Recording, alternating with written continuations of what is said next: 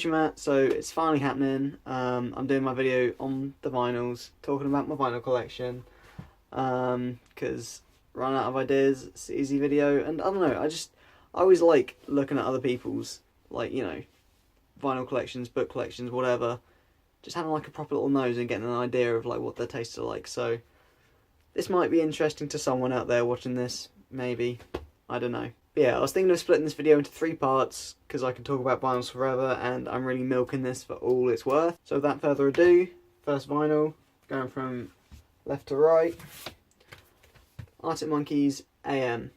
Now, this was actually a gift for one of my birthdays, and if I'm honest, it's probably one of my least favourite Arctic Monkeys albums. It's still a solid album. I contest that Arctic Monkeys have not released a bad album during their career, but this one's probably my least favourite. But it does get props for being the album that broke America pretty much for them. But yeah, this is the deluxe edition, so it comes with like a cool little photo book and of just them in the studio, things like that, which is pretty neat. You know, Matt held us with a bag on his head. That's what we pay for. It's a heavyweight vinyl, I believe, 180 gram.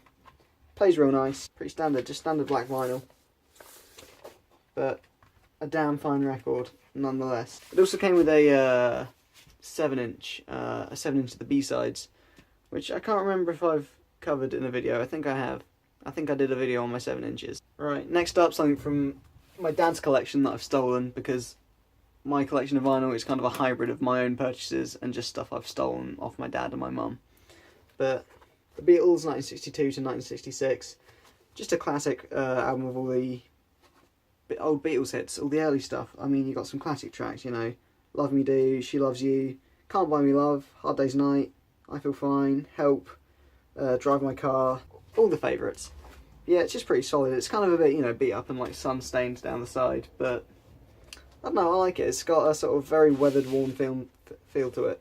I mean, even all the inside sleeves are kind of worn a bit, but it's an old record, you know. This is from what, the 1970s, I'm guessing? It's a nice little record. Got to have some Beatles in your collection always. And talking of that, we have Sgt. Pepper's, just a classic album, just probably one of my favourite Beatles records. I just love it. Now, this is also my dad's. It's all kind of beat up and torn. It's in a plastic sleeve because it will literally fall apart if I take out the actual thing, because you can see some of the wear and tear there. Yeah, it's a classic little thing, because this is my dad's. He bought it while he was living in Argentina. So we've got some weird sort of like Spanish version of the record prints. So you've got like Odeon Pops, La Banda del Sargento Pepper. So yeah, I know it's kind of neat in that way. Like, I know it's not like a sort of, you know, pristine original pressing, but it's my one. I've got the weird Spanish version of Sgt. Pepper's, and I love it all the same. Then lastly, also my dad's. I've just stolen the entire Beatles collection off my dad. We have Abbey Road. I think, is this the last album they released before splitting up? I think it might have been. But yeah, this is a really solid album, and just the iconic cover as well. It's, again, it's kind of been it's lost a bit of colour with time, but it's a pretty old pressing, but I like it all the same.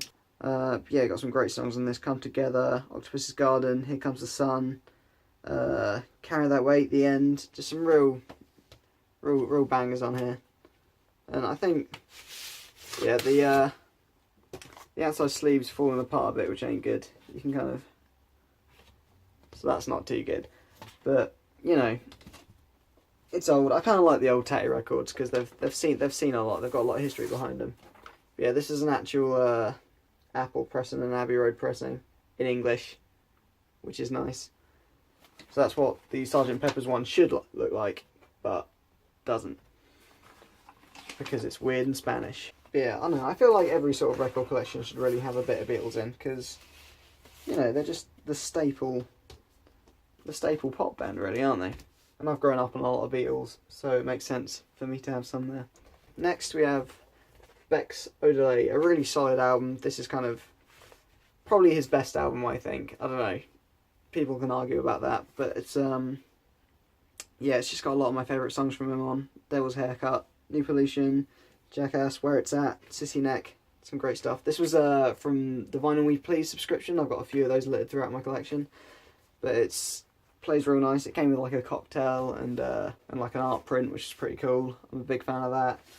But it's also a really cool sort of maroon brown kind of pressing, which I really like. I really like a nice little coloured vinyl. I really love it. It's great. Yeah, this plays real nice. And then it's got a bunch of artwork inside as well. Real nice little package, real solid little record. Because of course when you buy a record you really pay for the music and also just the massive amounts of artwork that come with it, which is real nice. Nice little booklet. Yeah, no, that's from Vinyl Me Please, and I really rate them. This isn't like a sponsored video, but if they do want to sponsor me, please do, because I want free shit. What am I talking about sponsored videos for? I'm like barely even a YouTuber, if I even can call myself a YouTuber. Next up, got the Black Keys, Thick Freakiness. Now, as far as the Black Keys discography goes, this is pretty early on in their career, and probably one of their lesser known albums. I mean, after Brothers and El Camino, which are probably the group's biggest China albums, this kind of might go under the radar a bit. But there's some really top tracks on here. And this is a heavyweight vinyl, I think, as well. I think this was 180 gram, so it plays real nice on the player. Yeah, no, it's just real good garage rock blues stuff. And there's a lot of early Black Keys is like that, and I feel it's a side of them that goes underappreciated a lot of the time in favour of the more pop stuff that came later. But this is a good record, and I love it. Title track's great, Set You Free's good. I really like If You See Me. Just a whole great bunch of tracks on here. Then we have a classic, Black Sabbath's Paranoid. This is another Vinyl We Please one, so it's real nice condition. Came with a whole cocktail and art print and what have you. But yeah, it's just a classic metal album really. It's sort of the birth of metal, so to speak. And it came on a real nice purple print, purple disc, purple vinyl. It's purple. I mean, this doesn't really need much of an introduction. It's Black Sabbath's Paranoid. I mean, if you don't know this album, listen to it, because it's a must. You have to listen to it. Literally every track on here is perfect. It's great. I love it. One of my favourite albums for sure. Next up, another one from my dad's collection, Blondie's Parallel Lines. Again, another classic. Can't really go wrong with a bit of Debbie Harry and co. This is kind of the Blondie album that everyone knows. It's the one with all the hits on, really. Hang on the Telephone, One Way or Another, that classic. One way or another, I'm gonna find you. The classic. Sunday Girl, Heart of Glass, just all the hits. Then we've got another old tatty beat up one, but this one's mine. The Freewheelin' Bob Dylan. I do like myself a little Bobby D. He's got some real good tunes behind him, and this album is no exception. There's some great stuff on here. One thing that did upset me though, because this is an old record, I got it at a record fair. I think this is original pressing from the 1960s. I don't know if I can make it out, but there is in fact like a slight warp on side 1, or a slight scratch. Just, I can see it here. It's just there, just 2 little scratches. So, Blowin' in the Wind, one of the biggest Bob Dylan songs, just has a little every time it goes around, and that's very upsetting because I didn't know that when I purchased this. So that kind of sucks, but there's plenty of other great songs in the album that play through perfectly, so I can't complain too much. But yeah, that's one thing I do really want some more Bob Dylan in my collection. Like, Blonde on Blonde is an album I have to get. And Highway 61 Revisited, that's another one that's on the list, so to speak. Right, then we've got The Story of the Clash. It's just sort of a Clash best of, really, because I do love myself a little bit of punk from the 70s, 80s period. It's just got some cracking songs, and I think my favourite side to this is side C. You've got London's Burning, Tommy Gunn, White Riot, Janie Jones, some classic Clash right there. Yeah, they're a bit all over the place. It's weird because the side A starts latest in their career, and then it kind of progresses down from there. So side B is like late 70s, side A's early 80s, and it goes backwards sort of thing. So it's kind of the reverse story of the Clash, really. Next up we have Courtney Barnett, A Sea of Split Peas. It's like a double EP from How to Carve a Carrot into a Rose and I've Got a Friend Called Emily Ferris.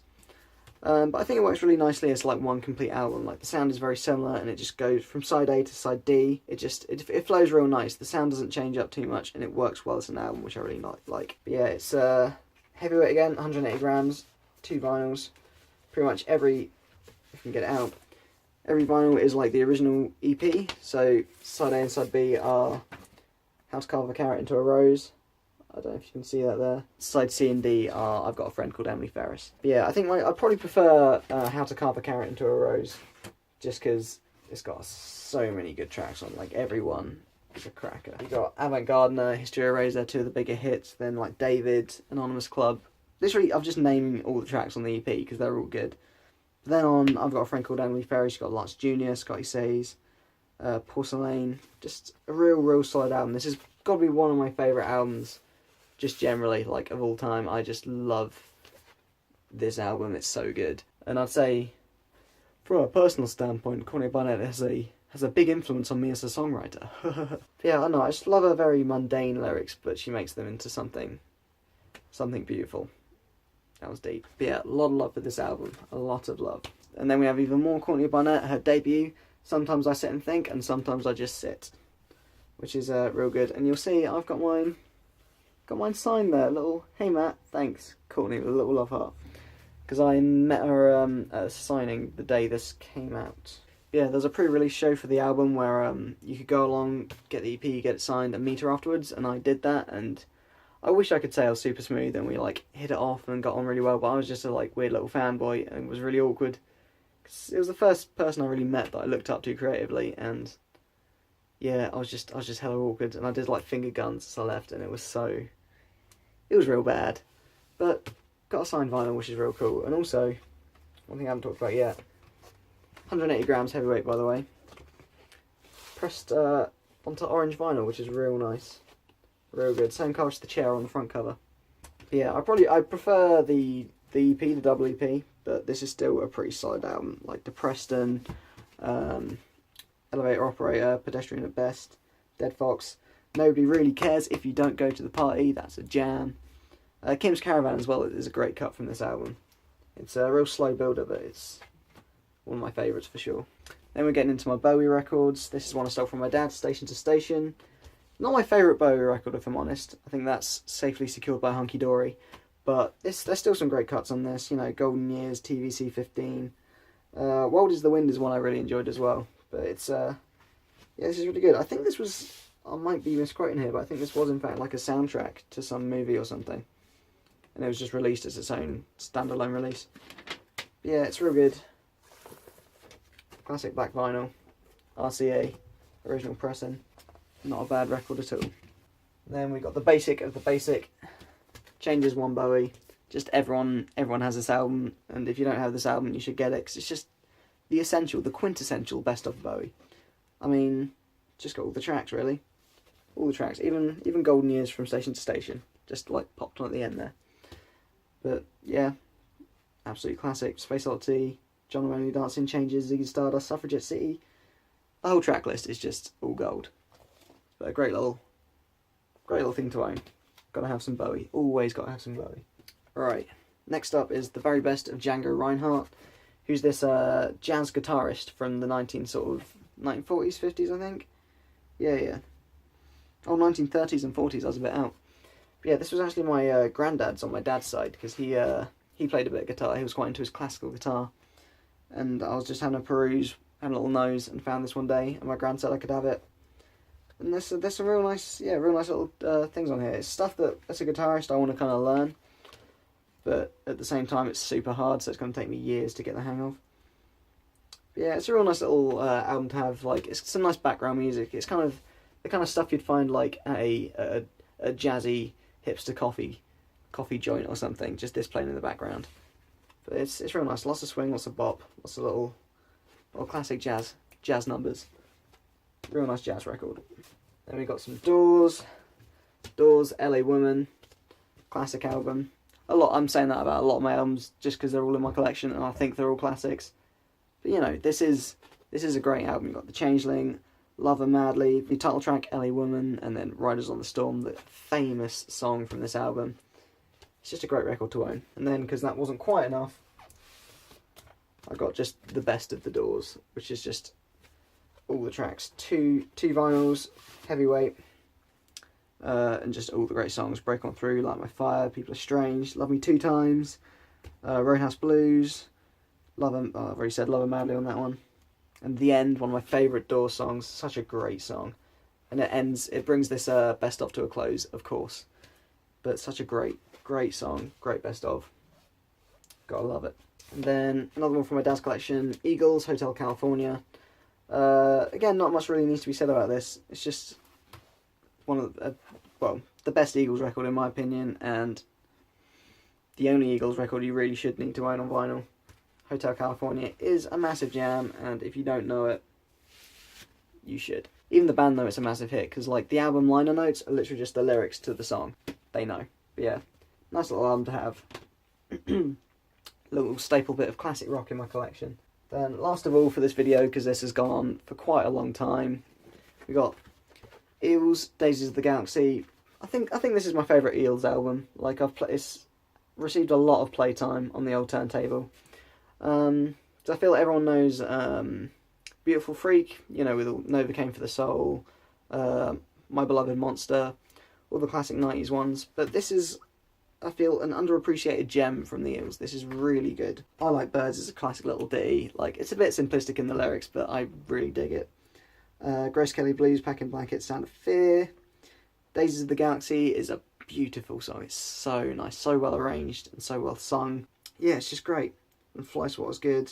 It's a motherfucker. I know, I just like all the tracks on this album. This is the thing when I get to naming like my favourite tracks from albums I just name all of them because I think they're cracking albums. But yeah, this is really good. Fun fact actually, I discovered Eels through the webtoon Eddsworld. Because Fly Swatter was featured in Santa Claus 3 online. I don't know if many people know what that is. It's a very specific niche, but if you know, you know. But yeah, that's going to close it for this vinyl video. I might do another one sooner or later. Maybe for the next part, Max. I'm running out of ideas. I don't know. But yeah, as per usual, Future Matt, if you've got any more vinyls, let me know. But for now, see you tomorrow, Future Matt.